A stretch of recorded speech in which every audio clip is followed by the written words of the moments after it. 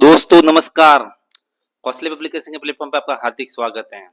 आज हम अधीनस्थ बोर्ड द्वारा आयोजित समान पात्रता परीक्षा सीईटी ग्रेजुएशन लेवल जिसका पेपर कोड 131 बी है, उसकी हम 11वीं क्लास लेने जा रहे हैं। तो आज का सवाल, निम्नलिखित में से कौन सा युद्ध और वर्ष सही सुमेलित नहीं है। ध्यान से पढ़े प्रश्न को। सही सुमेलित नहीं है, एक तरफ युद्ध है और एक तरफ वर्ष दे रखा है। खातौली का युद्ध 1517 में, ये सही है।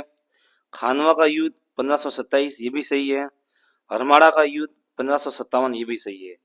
ये शामिल है, ये गिरी शामिल का युद्ध है जो 1562 में नहीं है, ये गलत है। तो इसका आंसर ये होगा, ये 1562 की जगह जनवरी 1544 में आयोजित हुआ था, ये ध्यान रखें आप। और ये जो युद्ध है शामिल का युद्ध, ये शेरशाह व मालदेव के बीच लड़ा गया था। मालदेव, जिसमें मालदेव के दो सेनापति वीर गति को प्राप्त हुए थे, जैता व कूपा, ये ध्यान रखें आप। अगला है ये जो खानवा का युद्ध है, खानवा का युद्ध है, इसकी भी डेट परफेक्ट पूछी जा सकती है। इसकी डेट है 17 मार्च 1527। और जो खानवा का युद्ध है ये हुआ था राणा सांगा और बाबर के बीच में। हमारा का युद्ध, इसकी भी परफेक्ट डेट पूछी जा सकती है, जो 25 जनवरी 1557। और ये हमारा का युद्ध है, ये हाजी खां जो शेरशाह सूरी का सेना नायक था वह राणा उदय सिंह के मध्य हुआ था, हमारा का युद्ध। अगला प्रश्न, निम्न में से किस पुरातात्विक स्थल से यूनानी शासक मिलांडर की मुद्राएं प्राप्त हुई। वेरी वेरी इंपॉर्टेंट, काफी अच्छा प्रश्न है, ध्यान रखें इसका। ए बालाथल, बी गणेश्वर, सी बैराट, डी आहड़। तो जो ये यूनानी शासक मिलांडर है, इसके जो मुद्रा हैं वो बैराट से प्राप्त हुई थी। और ये जो बैराट है ये महाभारत काल में विराट नगर नाम से जाना जाता था। और ये आरएस पुरी में सवाल एक बार पूछा जा चुका है कि महाभारत के समय बैराट किस नाम से जाना जाता था, तो विराट नगर। यहाँ से जो 36 मुद्राएं प्राप्त हुई थी, ये ध्यान रखें, 36 मुद्राएं, जिसमें 8 मुद्राएं तो थी चांदी के पंचमारक की। 8 मुद्राएं चांदी के पंचमारक की प्राप्त हुई थी, पंचमारक। और 28 जो मुद्रा है वो इंडो ग्रीक की प्राप्त हुई थी। 28 मुद्राएं इंडो ग्रीक की प्राप्त हुई थी। और इन 28 में से 16 मुद्रा है वो राजा मिलेंडर की थी। मिलेंडर, ये ध्यान रखें, काफी इंपॉर्टेंट प्रश्न था। अगला प्रश्न,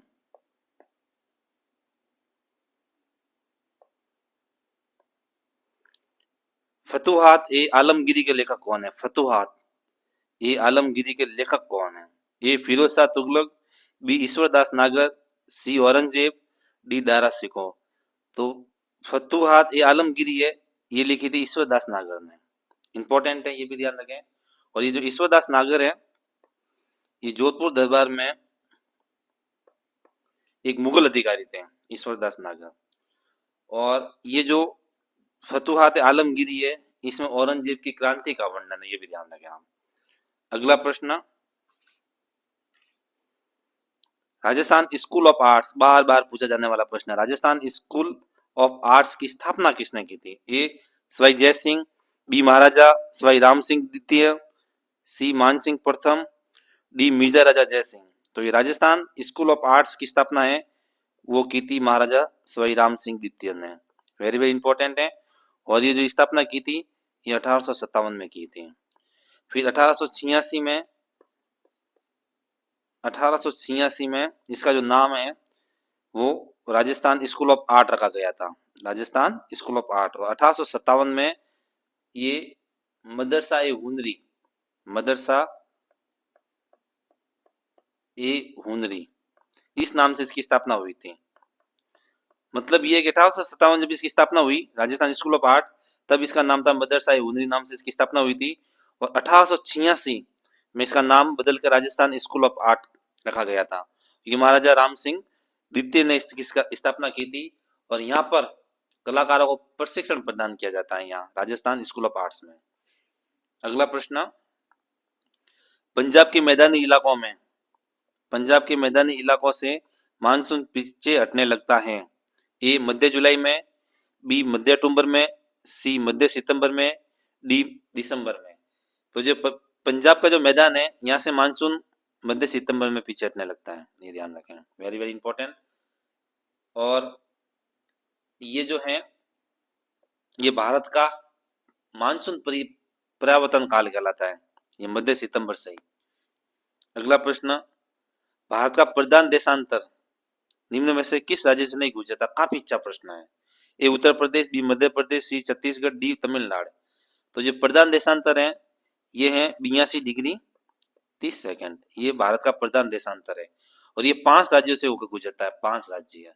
एक उत्तर प्रदेश जो ऑप्शंस में है, दूसरा मध्य प्रदेश ये भी ऑप्शंस में है, अगला छत्तीसगढ़ ये भी ऑप्शंस में है, छत्तीसगढ़, तीसरा ओडिशा, चौथा ओडिशा और 5वां आंध्र प्रदेश, ये यहां से होकर गुजरता है प्रधान देशांतर 82.5 वाला। तो उत्तर प्रदेश है, मध्य प्रदेश है, छत्तीसगढ़ है, तमिलनाडु से होकर नहीं गुजरता, तो इसका आंसर होगा तमिलनाडु। अगला प्रश्न, निम्नलिखित में से कौन सा सुमेलित नहीं है? प्रश्न को ध्यान से पढ़ें। A mango showers Tamil Nadu, B cherry blossom Karnataka, C norwesters Paschim Bangal, D Bardoli Chheerha Kerala. तो इसका जो आंसर होगा ये बारदोली चीड़ा है, ये केरल में नहीं है, ये बारदोली चीड़ा है, ये असम व पश्चिम बंगाल में, ये ध्यान रखें, बारदोली चीड़ा पश्चिम बंगाल। और जो ये है ये मार्च अप्रैल में,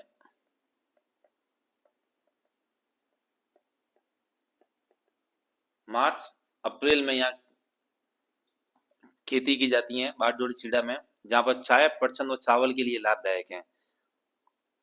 ये जो एक प्रकार का तूफान है, ध्यान रखें। और यहाँ पर जो खेती है ये जो मार्च अप्रैल में ये आता है और ये जो इसमें भयंकर वर्षा होती है, असम और पश्चिम बंगाल में आता है ये तूफान।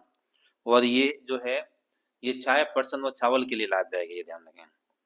अगला प्रश्न, कोयला क्षेत्र के पास स्थित उद्योग केंद्र स्थित हैं? ए भद्रावती, बी बोकारो, सी जमशेदपुर, डी सेलम। तो कोयला क्षेत्र के पास जो उद्योग है लो इस्पात उद्योग, वो बोकारो स्थित है, ये ध्यान रखें। और इस बोकारो की जो स्थापना है वो 1968 में की गई थी रूस के संयोग से। बोकारो की स्थापना 1938 में रूस के संयोग से की गई थी। और ये जो बोकारो स्थित है ये छोटा नागपुर झारखंड में, छोटा नागपुर झारखंड में, झारखंड, ये ध्यान रखें आप। अगला प्रश्न, निम्न में से कौन सा फसल उत्पादक राज्य सुमेलित नहीं है? चावल पश्चिम बंगाल,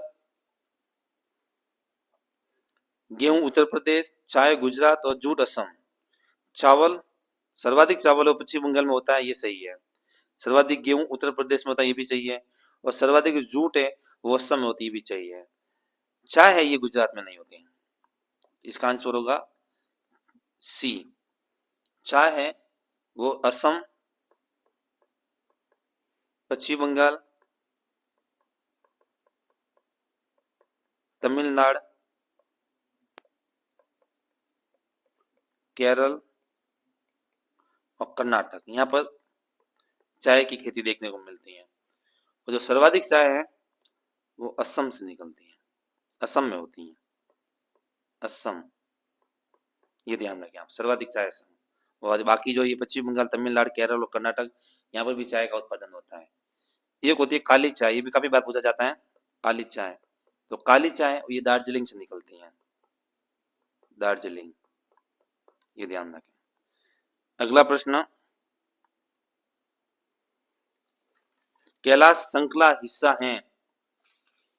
बहुत बढ़िया प्रश्न है, काफी बार पूछा जा चुका है कि कैलाश श्रृंखला किसका हिस्सा है? ए महान हिमालय, बी लघु हिमालय, सी शिवालिक, डी ट्रांस हिमालय। तो जो कैलाश श्रृंखला है ये ट्रांस हिमालय का हिस्सा, ये ध्यान रखें आप। हिमालय की 4 श्रेणियां, ये ध्यान रखें हिमालय की। एक शिवालिक है, शिवालिक हिमालय, शिवालिक। दूसरा वर्ध या महान हिमालय है, वर्ध या महान। तीसरा है लघु हिमालय और चौथा है ट्रांस हिमालय। तो ये ट्रांस हिमालय का हिस्सा है कैलाश पर्वत। और एक और है ट्रांस हिमालय पर, वह है काराकोरम। काराकोरम ये भी काफी बार पूछा जा चुका है, काराकोरम ये भी ट्रांस हिमालय का हिस्सा है। अगला प्रश्न, धीमू धूमिल धूमिल तेंदुआ राष्ट्रीय उद्यान निम्न में से किस राज्य में स्थित है? ए मध्य प्रदेश, बी त्रिपुरा, सी असम, डी हिमालय सॉरी हिमाचल प्रदेश। तो ये धूमिल तेंदुआ राष्ट्रीय उद्यान है, ये त्रिपुरा में स्थित है, ये ध्यान रखें, त्रिपुरा में। और इसकी जो स्थापना है वो 2007 में की गई थी, धूमिल तेंदुआ राष्ट्रीय उद्यान। इसको जो दर्जा है वो 2007 में दिया गया था। ये तेंदुए के बाड़ों के लिए प्रसिद्ध है। सिपा इजाला वन्य जीव अभ्यारण्य इसका ये हिस्सा है और इसका जो क्षेत्रफल है वो 5.8 किलोमीटर है, ये भी ध्यान रखें। अगला प्रश्न, सुंदरी और मैंग्रोव वृक्ष पाए जाते हैं, सुंदरी और मैंग्रोव वृक्ष पाए जाते हैं। ए अर्धशुष्क वनों में, बी ज्वारीय वनों में, सी उष्णकटिबंधीय सदाबहार वनों में, डी मानसूनी वनों में। तो ये जो सुंदरी और मैंग्रोव वन पाए जाते हैं ये ज्वारीय वनों में पाए जाते हैं। और ये ज्वारीय वन है ये गंगा ब्रह्मपुत्र नदियों के डेल्टा पर पाए जाते हैं, ध्यान रखते हैं। ये सुंदरी मैंग्रोव वन जो वृक्ष हैं ये ज्वारीय वनों में पाया जाता है और ये जो है ये गंगा और ब्रह्मपुत्र नदियों के डेल्टा पर पाए जाते हैं। अगला प्रश्न, मध्य प्रदेश के बालाघाट, छिंदवाड़ा और झाबुआ जिले निम्न में से किस खनिज के लिए प्रसिद्ध है? वेरी वेरी इंपॉर्टेंट, ये भी काफी अच्छा प्रश्न है। ए तांबा, बी मैग्नीज, सी अभ्रक, डी बॉक्साइट। तो ये जो है ये मैग्नीज के लिए प्रसिद्ध है। मध्य प्रदेश का बालाघाट, छिंदवाड़ा और झाबुआ, यहाँ सर्वाधिक मैग्नीज निकलता है। मैग्नीज उत्पादक राज्य एक मध्य प्रदेश, मध्य प्रदेश के बाद महाराष्ट्र, यहाँ से भी मैग्नीज अच्छा खासा निकलता है। ओडिशा, कर्नाटक, आंध्र प्रदेश, ये मैग्नीज उत्पादक राज्य हैं, जिसमें ये जो मध्य प्रदेश और महाराष्ट्र है ये टोटल मैग्नीज का 50% उत्पादक करते हैं, ध्यान रखें, वेरी इंपॉर्टेंट। अगला प्रश्न, निम्न में से कौन सा झील राज्य सुमेलित नहीं है? लोनार झील ये महाराष्ट्र में सही है, चिल्का झील ये ओडिशा में बार बार पूछा जाता है, भीमताल है ये उत्तराखंड में, ये भी सही है। पुलिकट कर्नाटक ये गलत है। पुलिकट जो झील है वो आंध्र प्रदेश और तमिलनाडु में है। पुलिकट झील आंध्र प्रदेश व तमिलनाडु में नाडु। और ये भारत की दूसरी सबसे बड़ी खारी झील है, ध्यान रखना, ये पुलिकट झील, वेरी इंपॉर्टेंट। अगला प्रश्न, 2011 के अनुसार राजस्थान में जनसंख्या की दशकीय वृद्धि दर क्या थी? 32.97, 28.44, 28.41, 21.31। तो 2011 में जो थी दशकीय वृद्धि दर वो 21.31 की थी और 2001 में थी वो थी 28.41, 28.41 2001 में, 2011 में 21.31। तो अंतर कितने का रहा? 7.1। ये भी प्रश्न काफी बार पूछा जा चुका है कि दशकीय वृद्धि 2001 की तुलना में 2011 में कितनी कमी दर्ज की गई या वृद्धि दर्ज की गई? तो 7.10 की कमी दर्ज की गई। काफी बार प्रश्न आ चुका है, ध्यान रखें आप। पिछले डेटा से भी आपको थोड़ा ध्यान रखना पड़ेगा कि कंपैरिजन में भी सवाल काफी पूछे जा रहे हैं, सवालों का स्टैंडर्ड बदलता जा रहा है, इसलिए आपको ज्यादा डीप में पढ़ना पड़ेगा। अगला प्रश्न, निम्न में से कौन सा लिप्त नहर और लाभावंत जिला सुमेलित नहीं है? सब क्वेश्चंस के शब्दों का भी ध्यान रखें। कवर सेन लिप्त नहर गंगानगर बीकानेर एकदम सही है, ये कवर सेन है, ये गंगानगर बीकानेर को सिंचाई पानी उपलब्ध करवाता है। कुंभाराम आर्य जैसलमेर बाड़मेर, यही गलत है। कुंभाराम आर्य है ये जैसलमेर बाड़मेर नहीं होकर एक तो हनुमानगढ़, दूसरा बीकानेर तीसरा चूरू और चौथा झुंझुनू। ये इनको पानी उपलब्ध करवा रहा है कुंभाराम आर्य। हनुमानगढ़, बीकानेर, चूरू व झुंझुनू। डॉक्टर कर्णी, बीकानेर, जोधपुर सही है। जयनारायण व्यास, जैसलमेर और जोधपुर। ये जयनारायण व्यास है, इसका काफी बार प्रश्न पूछा जा चुका है। इसका ध्यान रखें, जयनारायण व्यास का। बाकी कुंभाराम आर्य, जैसलमेर, बाड़मेर, नौका, हनुमानगढ़, बीकानेर, चूरू और झुंझुनू है। अगला प्रश्न, निम्न में से कौन सा बालू का स्तूप प्रचलित पवन की दिशा के समानांतर विकसित होता है? समानांतर, ध्यान रखें। ए चिप, B parabolic, C barchan, D अनुप्रस्थ। तो ये जो चिप है ये समानांतर बनता, ध्यान रखें आप। अगला प्रश्न, काला गुमान और तीखी। काला गुमान और तीखी, जो ये काला गुमान है ये राजसमंद में है, ये ध्यान रखें, राजसमंद। ये तीखी है उदयपुर में। तो काला गुमान और तीखी क्षेत्र उत्पादन हेतु जाना जाते हैं। ए गार्नेट, बी पन्ना, सी कैल्साइट, डी घिया पत्थर। तो ये जो काला गुमान और तीखी है ये पन्ना के लिए जाना जाते हैं। इसके अलावा पन्ना के और उत्पादक काला गुमान राजसमंद, तीखी उदयपुर। उदयपुर में एक और है गोकुंदा, यहाँ से भी पन्ना निकलता है। और देवगढ़, ये उदयपुर के हैं, देवगढ़, यहाँ पे पन्ना का उत्पादन होता है। उसके अलावा भुवानी, भुबानी और राजगढ़, यहाँ से भी पन्ना का उत्पादन होता है और ये अजमेर में है, अजमेर। और जो दुनिया की सबसे बड़ी जो पन्ने की मंडी है, ये भी काफी बार प्रश्न पूछा जा चुका है। दुनिया की सबसे बड़ी पन्ने की जो मंडी है वो जयपुर में है, जयपुर। तो ये थी हमारी आज की क्लास। उम्मीद करते हैं आपको बहुत अच्छी लगी होगी। यदि हमारी क्लास अच्छी लगे तो शेयर एंड लाइक जरूर करें। और यदि आप राजस्थान की समस्त प्रतियोगी परीक्षाओं के ऐसे ही शानदार 360 डिग्री एनालिसिस के साथ तैयारी करना चाहते हैं तो हमारे चैनल को जरूर सब्सक्राइब करें।